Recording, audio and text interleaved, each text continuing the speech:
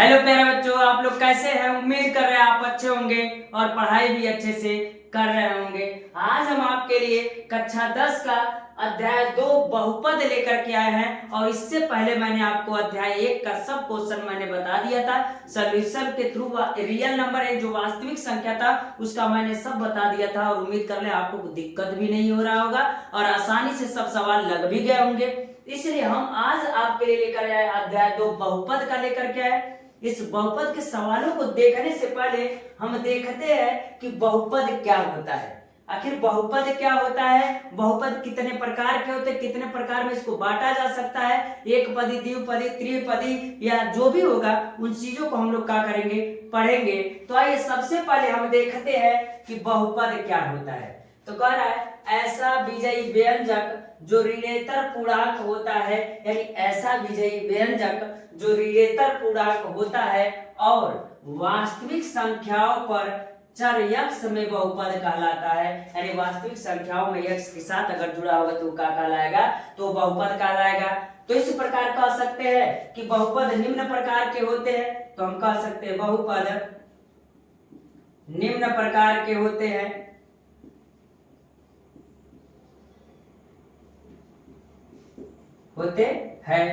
अगर हम इस प्रकार कहें तो कहेंगे एक पदीय बहुपद, एक पदीय बहुपद। दूसरा अगर कहें तो कहेंगे द्विपदीय बहुपद।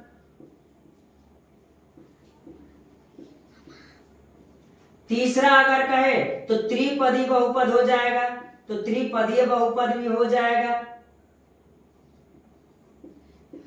अब इसी प्रकार एक और आता है जिसे हम शून्य बहुपद कहते हैं, शून्य बहुपद कहते हैं। यानी हम आपसे कह रहे हैं कि उस स्थिति में एक पदीय बहुपद होगा तो ये बहुपद हो जाएगा, और दूसरा क्या है, द्विपदीय बहुपद हो जाएगा, तीसरा त्रिपदीय बहुपद हो जाएगा और चौथा शून्य पदीय बहुपद हो जाएगा। यानी मेरे कहने का मतलब ये है कि अगर बहुपद होगा तो क्या होगा और कैसे होगा, एक पदीय और द्विपदीय और त्रिपदीय बहुपद होगा और शून्य पदीय बहुपद होगा तो किस प्रकार होगा। आइए अब एक एक को करके हम बता दें कि एक पदीय बहुपद क्या होता है, द्विपदीय बहुपद क्या होता है, त्रिपदीय बहुपद क्या होता है और शून्य पदीय बहुपद क्या होता है। किसको भी कह देते हैं शून्य पदीय बहुपद, तो शून्य पदीय बहुपद या शून्य बहुपद भी कह सकते, कोई दिक्कत नहीं है। तो आइए अब एक एक करके हम लोग क्या करते हैं, देखते हैं वो कैसे होता है। तो चलिए देखते हैं कैसे होता है। तो हम कहेंगे एक पदीय बहुपद क्या होगा, तो एक पदीय बहुपद में अगर कहेंगे तो हम कहेंगे अगर कोई भी संख्या होगा, जैसे 3 होगा तो 3x, इसमें कितने पद है, एक पद है तो यह एक पदीय होगा। और ये ऐसा नहीं, ये हो सकता है ए बी सी डी जो भी हो सकता है, एक्स वाई जेड जो भी होगा। मान लीजिए 5 वाई भी हो सकता है, 6x भी हो सकता है, 6z भी हो सकता है, 7t भी हो सकता है, आज बहुत होगा। लेकिन कितना होगा, तो हम कह सकते हैं कि सर अगर एक पदी होगा तो एक संख्या होगा तो उसे क्या कहेंगे, एक पदी कहेंगे। उम्मीद कर रहे हैं प्यारे बच्चों यह बात समझ में आ रही होगी। यानी एक पदी का मतलब सिर्फ यही है कि अगर एक पद के रूप में होगा तो ये क्या कहलाएगा, एक पदी कहलाएगा। अगर इसी को हम कह दे द्विपदी में तो किस प्रकार होगा, देखते हैं। अगर द्विपदी में होगा तो कुछ अंतर नहीं होगा, इसी के जगह पर मान लीजिए 3x है तो 3x + 2 हो जाएगा, 4y + 3 हो जाएगा, 6z + 1 हो जाएगा, या हम कह दे 7t - 2 हो जाएगा, या माइनस प्लस कुछ भी हो सकता है, जरूरी नहीं है इससे होगा। मेरी बात को ध्यान से सुनिएगा। हमने कहा क्या, अगर 3x में होगा, 5y में होगा, 6x में होगा, 6z में होगा और 7t में होगा तो एक पदी एक के रूप में होगा।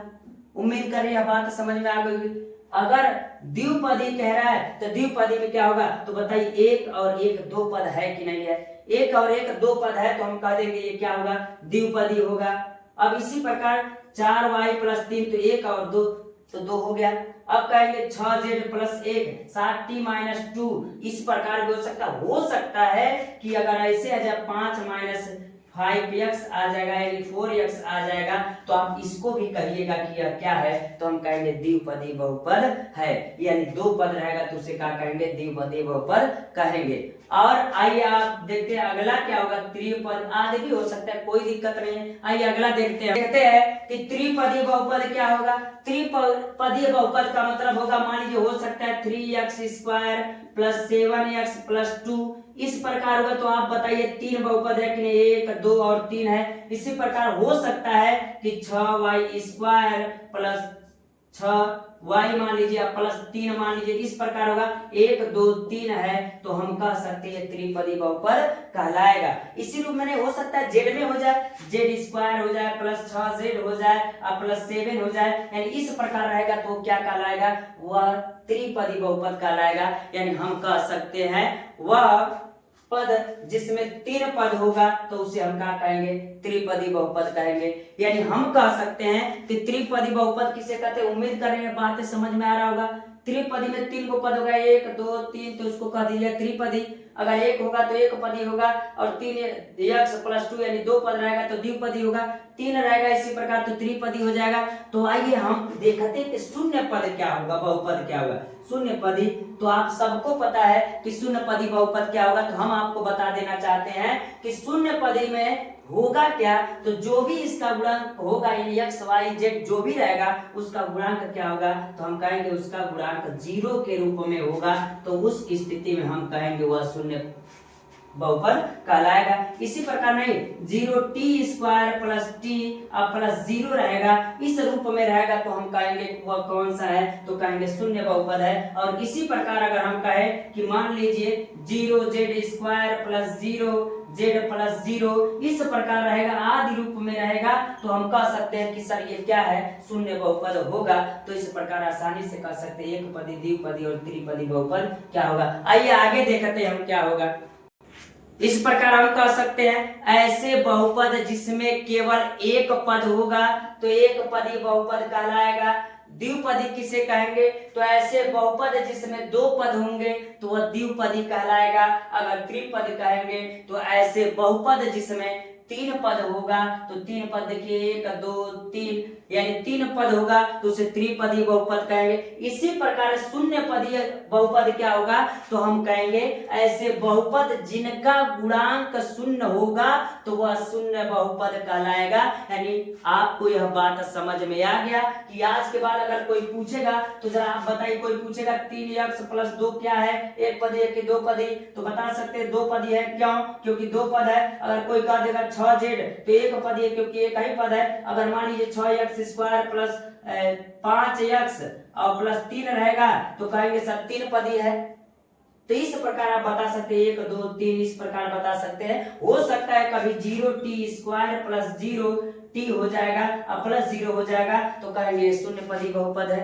तो इस प्रकार हम कह सकते हैं कि बहुपद क्या होगा। अब बहुपद हमने बता दिया क्या है और इसके निम्न प्रकार होते हैं। तो ऐसे बहुपद जिनमें एक पद होता है उसे एक पदी, जिनमें 2 पद हो जाता है 2 पदी हो जाता है, जिनमें त्रिपद होता है तो उसे त्रिपदी कहते हैं, और जिसमें शून्य गुणांक बहुपद का होता है तो हम क्या कहेंगे वह शून्य बहुपद होगा। उम्मीद करें इतनी बात समझ में आ रही है। तो प्यारे बच्चों अंत तक इस वीडियो में बने रहिएगा, अंत तक छोड़ करके मत जाइएगा, सब चीजें आपको समझ में आएगा। और अंत तक जब वीडियो देखेंगे तो आपको कोई समस्या होने वाला नहीं है। यदि आपको यह वीडियो समझ में आ रहा है तो वीडियो को लाइक कर दीजिए और चैनल को सब्सक्राइब कर लीजिए और वीडियो को अपने दोस्तों के पास शेयर भी कर दीजिएगा बच्चों। तो आइए आगे हम देखते हैं कि क्या है। आइए प्यारे बच्चों हम देखते हैं कि प्रश्नावली 2.1 का क्या क्वेश्चन होगा और हम उसको किस प्रकार सॉल्व करेंगे।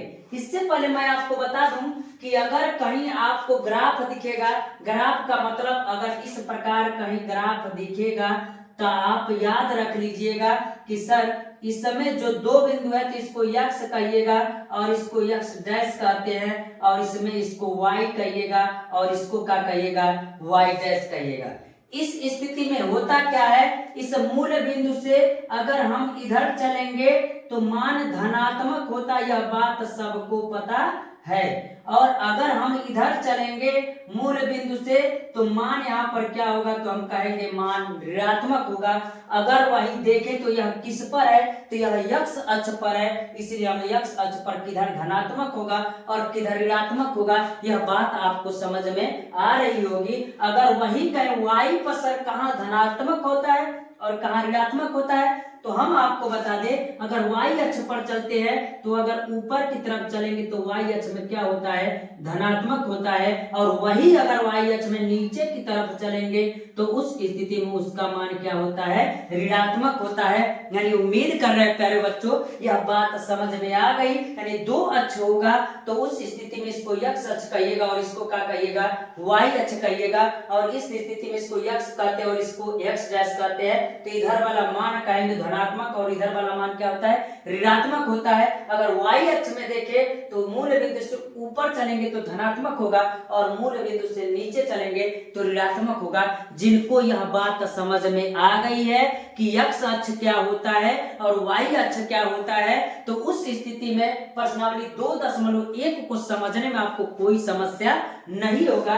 तो आइए इसी के आधार पर हम क्या करते हैं, चलते हैं कि अब किस प्रकार और कितना होगा।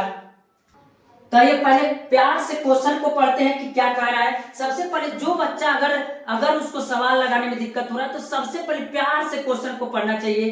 प्यार से क्वेश्चन पढ़ेंगे तो अचानक सवाल आपका लग जाएगा। अगर आराम से इसको पढ़ेंगे तो आइए देखते हैं क्या कह रहा है। कह रहा है किसी बहुपद f(x) यानी f(x) के लिए y बराबर कितना है, f(x) के लिए ग्राफ दिए गए हैं, यानी यह ग्राफ दिया गया है। अब कह रहा है प्रत्येक ग्राफ में f(x) के शून्यकों की संख्या ज्ञात कीजिए क्या होगा, यानी f(x) के शून्यकों की संख्या ज्ञात कीजिए क्या होगा। तो आइए देखते हैं किसका पूछ रहा है, f(x) का पूछ रहा है। f(x) का पूछ रहा है तो उस स्थिति में हम कहेंगे कि जो इस समय यह x अक्ष है और ये क्या है, y अक्ष है, तो बस ये कह किसको रहा है, x वाले को। तो हम कहेंगे कि पहले वाले क्वेश्चन में अगर चलेंगे तो कहेंगे x अक्ष को जो ये बिंदु कितने स्थानों पर काटता है, तो हम कहेंगे x अक्ष को रेखा एक बिंदु पर काटती है। कितने बिंदु पर काटती है, एक बिंदु पर। कहेंगे x अक्ष को रेखा एक बिंदु पर काटती है, एक बिंदु पर काटती है। इसलिए शून्यकों की संख्या, इसलिए शून्यकों की संख्या कितना होगा, एक होगा। कहेंगे सर कैसे होगा, तो मैं आपको बता दूं, जरा देखिएगा। यह x अक्ष है तो x अक्ष को ये रेखा कितने बिंदु पर काट रही है, कितने जगह पर काट रही है, तो एक जगह पर काट रही है। इसलिए कहेंगे x अक्ष को रेखा एक बिंदु पर काटती है, यानी यह रेखा जो x अक्ष को कितने बिंदु पर काट रही है, एक बिंदु पर काट रही है। इसलिए शून्यकों की संख्या कितनी होगी, तो हम कहेंगे एक होगा।